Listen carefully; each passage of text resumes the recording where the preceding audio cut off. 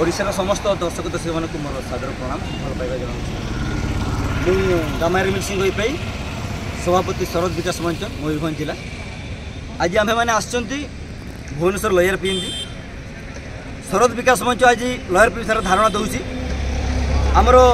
धारणार theme हूँ जे शरद रे block गठन करें मैंने जानते निकट अतीत ओडिशार मान्यवर राजस्व मंत्री सुरेश पूजाहारी महोदय ओडिशा रे नूतन ब्लॉक पुनर्गठन होगा नहीं ओडिशा राज्य सरकार चिंता करथिबा कथा से घोषणा करथिले एवं एही परिप्रेक्षी रे आमे माने आसु आज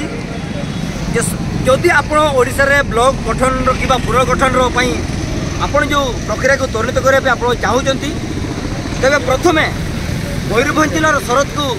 प्राथमिकता दे आपण सेठी ब्लॉक प्रतिष्ठा करंतु एही दाबी आज आमर एही धारणा एवं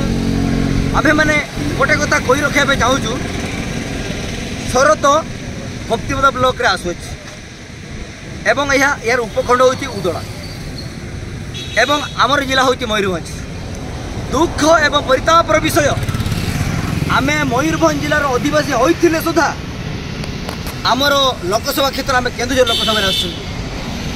आमे कप्तिपदा ब्लॉक रो जनसाधारण होइथिले सुधा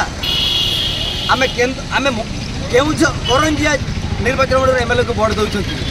आमे माने राजनीतिक षड्यंत्र चक्रव्यूह फसी सेठी उन्नति बाधा साजी तो आमे दाबी नहीं आसछंती युद्धकालीन भित्तिर मास 2 मास भितर शरद रे ब्लॉक गठन प्रतिष्ठा करा जाओ एवं शरद को ब्लॉक मान्यता मिल जाओ एवं जदि यही दाबी न पूरण होउची आमे माने 2 मास पर पुणी थरे आसीबो आमे जो समस्या जर्जरित होउचु आम जीवन जो जमते नरक यंत्रणा होउची आमे माने समग्र भुवनेश्वर को बंद करूँ एवं आमे जो यंत्रणा भोगुचु